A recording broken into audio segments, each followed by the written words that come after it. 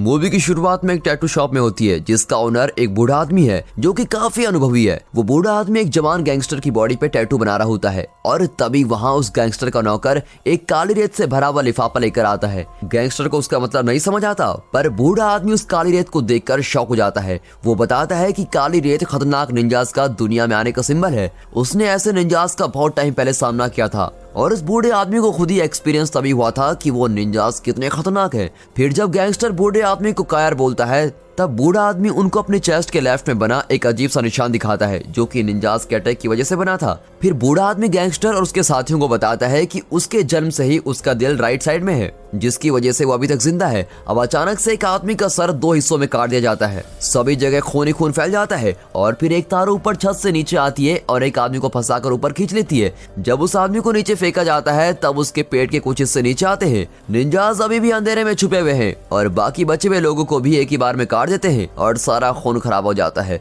फिर सभी के मरने के बाद निंजास रूम के अंधेरे वाले कॉर्नर से बाहर आते हैं। फिर हमें अगले सीन में जापान के ओजुनु कबीला को दिखाया जाता है। ये कबीला एक निंजास का कबीला है जिसको निर्दयी लॉर्ड ओजुनु चलाता है। ये कबीला पूरी दुनिया के बच्चों को इकट्ठा करता है और इन बच्चों को बहुत ही टफ ट्रेनिंग दी जाती है जिससे वे निंजा बन जाए। ये निंजास वर्ल्ड के बड़े बड़े लीडर्स में पॉपुलर हैं और बाकी दुनिया से छुपे हुए होते हैं। कोई भी इंसान अगर उस कबीले को 100 पाउंड्स गोल्ड देगा तो वो उन निंजास को यूज करके किसी को भी जान से मरवा सकता है। ओजुनु कबीला बहुत सालों से छुपा हुआ है और ऐसे काम कर रहा है और Russian president, Japanese prime minister और बहुत से बड़े नाम वाले लोगों को मारने के पीछे इन्हीं निंजास का ही हाथ है। जो भी उन निंजास के बारे में जानता है वो उनका सामना करने से बहुत ही ज्यादा डरता है। एक नए सेशन के दौरान लॉर्ड ओजुनु एक नए बच्चे को जिसका नाम रियाजो है उसकी बाकी कबीले से जान पहचान करवाते हैं। रियाजो के पेरेंट्स ने उसको अकेला छोड़ दिया था और उसको कबीले में लीडर ओजुनु ने रखा है। ओजुनु को किसी वजह से लगता है कि रियाजो उसके बाद ग्रुप का लीडर बनेगा। इस वजह से रियाजो की ट्रेनिंग और भी ज्यादा मुश्किल होती है। जब तक रियाजो 10 साल का होता है उसकी बॉडी पे सभी जगह चोट के निशान बन जाते हैं जो कि उसको गलती करने पे दिए जा रहे हैं। एक निंजा में सबसे जरूरी खासियत उसका चुपचाप रह के छुपे रहना होता है।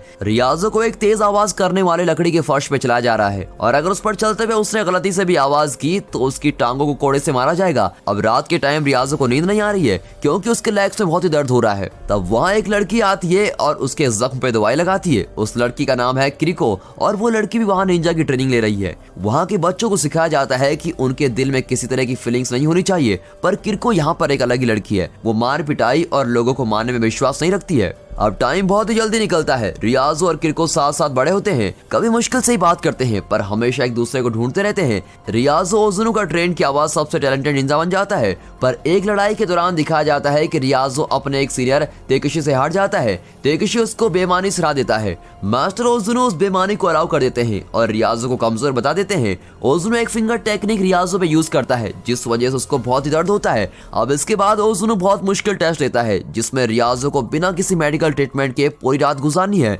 जब अगली सुबह ओजुनु ट्रेनिंग के लिए आता है तो अपने स्टूडेंट्स रियाजो को तैयार देखकर बहुत ही प्राउड फील करता है कि रियाजो ने मुश्किल टेस्ट पास कर लिया है। जल्दी रियाजो कबीले का सबसे टैलेंटेड निंजा बन जाता है और आंखें और हाथ पे पट्टी बंदी होने के बावजूद भी वो अपने अपोनेंट्स को हरा देता है। किरिको को उस पर फख्र होता है, पर वो ओजुनु की जिंदगी जीने के रूल्स को बिल्कुल पसंद नहीं करती। वो बार बार कबीले के रूल्स को तोड़ती रहती है और उसको रियाजो काफी बार वार्न भी करता है। रियाजो को डर होता है कि अगर लीडर ओजुनु को पता चल जाएगा तो वो किरिको का दिल निकालकर उसको मार देगा, पर वो हमेशा यही बोलती है कि उसका दिल हमेशा रियाजो के साथ है और कोई भी उसका दिल नहीं चुरा सकता। अब एक ट्रेनिंग के दौरान किरिको को एक चाकू के साथ अपने अपोनेंट को हार्म करने को बोला जा रहा है। जब किरिको ऐसा नहीं कर पाती तो ओजुनु उसके फेस को काट देता है और उसको एक केज में डाल देता है। रियाजो चुपचाप किरिको से मिलने जाता है जिसको एक केज में बंद किया हुआ है और उसको पानी पिलाता है। फिर कुछ दिन बाद एक रात को बारिश हो रही होती है। किरिको वहां से भागने के लिए एक दीवार पर चढ़ जाती है और वो रियाजो को अपने साथ चलने को बोलती है, पर रियाजो वहीं रुकने का डिसाइड करता है और अपने कबीले के साथ रहना चाहता है क्योंकि उसको लगता है कि उसके पास कबीले के अलावा और कोई भी नहीं है।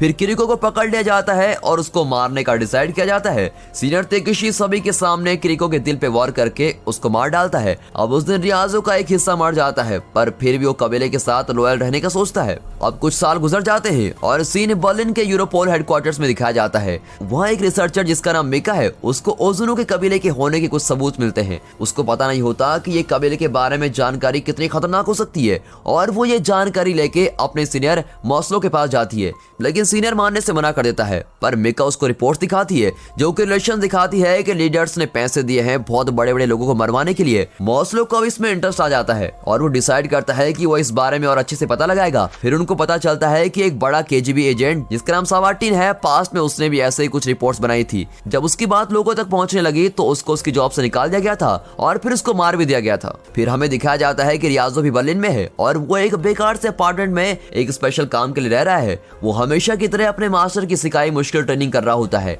अब एक दिन वो एक लॉन्ड्री शॉप में जाता है और वहाँ उसको एक लड़की मिलती है। वो अच्छी दोस्ताना दिख रही होती है, पर तभी उस लड़की को पहचान लेता है कि वो लड़की तो एक निंजा है। वो दोनों एक दूसरे पर अटैक कर देते हैं और उनके बीच जबरदस्त फाइट चलती है। फिर वहां दिखाया जाता है कि वॉशिंग मशीन से ब्लड बाहर आ रहा है और उसके अंदर उसी लड़की की बॉडी घूम रही होती है। और दूसरी तरफ मिका अपनी इन्वेस्टिगेशन जारी रखती है और सवाटिन की वाइफ से मिलने पहुंच जाती है। सवाटिन की वाइफ बोलती है कि उसका हस्बैंड एक स्ट्रॉन्ग हिम्मत वाला आदमी था, पर ये सब घटना होने के बाद से उसके पति के लिए सब बदल गया। उसका पति इतना डर गया था कि घर के सभी दरवाजे और खिड़कियों पर कम से कम 2 लॉक्स तो लगाता ही था और घर के सभी कोनों में हमेशा लाइट रहती थी। उसने अंधेरे के लिए कोई जगह नहीं छोड़ी थी जिससे कोई निंजा छुप सके। पर फिर एक रात लाइट चली गई और उसका पति मर गया।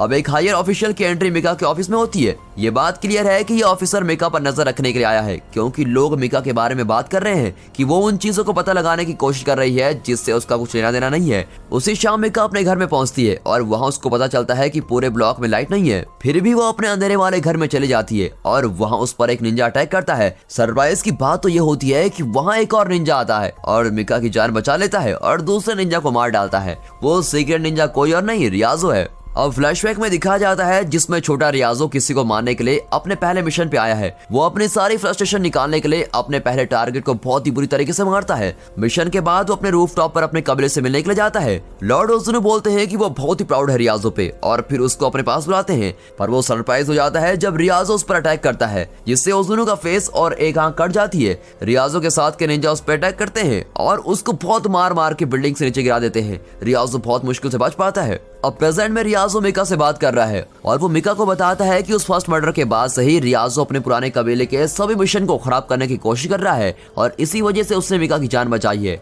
अब वो दोनों ड्राइव करके एक होटल जाते हैं और वहाँ कपड़े चेंज करते हैं, क्योंकि निंजास अपने शिकार को ढूंढने के लिए एक स्पेशल स्मेल टेक्निक यूज करते हैं। फिर मिका मॉस्लो को कॉल करती है और बताती है कि वो रियाजो के साथ है। मॉस्लो को रियाजो को पकड़वाने के लिए ऑर्डर्स दिए गए हैं। मॉस्लो को पता है कि रियाजो उनका मेन टारगेट नहीं है और उसको अपने आप को बचाने के लिए ऑर्डर्स को मानना पड़ेगा। जब वो तीनों अपने नेक्स्ट स्टेप को डिस्कस करने के लिए मिलते हैं, रियाजो को पुलिस घेर लेती है और अरेस्ट भी कर लेती है। उसको एक हाइड आउट में ले जाया जाता है जहां उसको अकेले चेन में बांध कर रखा हुआ है। अब मिका को पता लग जाता है कि मॉस्लो ने ही रियाजो को अरेस्ट करवाया है, पर फिर भी मॉस्लो रियाजो को छोड़ने से मना कर देता है क्योंकि रियाजो प्रिजन में सेफ है। रात को मिका रियाजो के पास जाती है और उसको पानी देती है। रियाजो तब बताता है कि उसको मारने के लिए निंजास कुछ ही सेकंड्स में आने वाले होंगे। मिका ये बात मॉस्लो को बताती है, पर बहुत लेट हो जाती है। लाइट चले जाती है और निंजास अंधेरे से बाहर आते हैं। सबसे एडवांस हथियार होने के बाद भी सोल्जर्स निंजा के सामने वीक साबित होते हैं। मिका रियाजो की चेन खोल देती है। इससे पहले कोई उसको मारे, रियाजो निंजा से लड़ाई करता है और मिका को भाग जाने को बोलता है क्योंकि वो दोनों की जान नहीं बचा सकता। रियाजो ओजुनु के कबीले का सबसे बेस्ट स्टूडेंट होता है, पर फिर भी इतने सारे निंजा को एक साथ मारने के लिए उसको बहुत मुश्किल होती है। आखिर में वो और तेकिशी एक रोड पर मिलते हैं। तेकिशी रियाजो को मारने के लिए अपनी स्वॉर्ड उठाता है, बट मिका सही वक्त पे आके तेकिशी को अपनी कार से उड़ा देती है। मिका रियाजो को होटल ले आती है। बहुत सारे इंजरी के बाद भी रियाजो डॉक्टर के पास जाने से मना कर देता है। अब नेक्स्ट सीन में मिका बेहोश रियाजो के साइड में बैठी है और उसकी बेहोशी में उससे बात कर रही है। वो रियाजो से माफी मांगती है और उसको थैंक्स भी बोलती है उसकी लाइफ बचाने के लिए। मिका फिर एक ट्रैकिंग डिवाइस निकालती है जो उनकी लोकेशन मॉस्लो को बताता है, पर पुलिस के आने से पहले निंजा आ जाते हैं और रियाजो को किडनैप कर लेते हैं। जब पुलिस आती है तो उन्हें बस सोफे पे बैठी हुई मिका मिलती है। मिका उनको बताती है कि रियाजो को किडनैप हुए 10 मिनट हुए हैं। अब कबीले के बेस को दिखाया जाता है। रियाजो को लॉर्ड ओजुनु के पास ले जाया गया है। ओजुनु उसको लास्ट चांस देता है माफी मांगने का, बट रियाजो मना कर देता है। ओजुनु गुस्सा इसलिए है क्योंकि उसको लगता है कि रियाजो ही कबीले का मास्टर बनेगा। ओजुनु रियाजो को वहीं खड़ा करता है जहां किरिको को मारा गया था। रियाजो को फिर फिंगर जैबिंग टेक्निक से 3 बार मारता है। ज्यादातर लोग इस टेक्निक के वार्ड से एक ही बार में मर जाते हैं, पर रियाजो के मुंह से सिर्फ खून ही निकला है। इसके साथ साथ उसके मुंह से एक ट्रैकिंग डिवाइस भी निकलता है। निंजास के वो देखने से पहले ही मिका पूरी पुलिस फोर्स के साथ वहां जाती है और आतंक मच जाता है। बहुत सारे निंजास एक्सप्लोजिव से मर जाते हैं, इसलिए अंदर में में छुपने से कोई फायदा नहीं हुआ। अब एक बड़ी लड़ाई में दोनों तरफ के बहुत सारे लोग मर जाते हैं। फिर रियाजो का सामना तेकेशी और उसके निंजास के साथ होता है। फाइट फेयर न होने के बाद भी रियाजो सभी निंजास को मार देता है और तेकेशी के अटैक की वेट करता है। फिर दोनों अपनी पूरी एफर्ट्स के साथ लड़ाई करते हैं और लास्ट में रियाजो जीत जाता है। तेकेशी का हेड काट दिया जाता है। अब रियाजो को बस एक को हराना है जो कि उसका पुराना मास्टर ओजुनु है।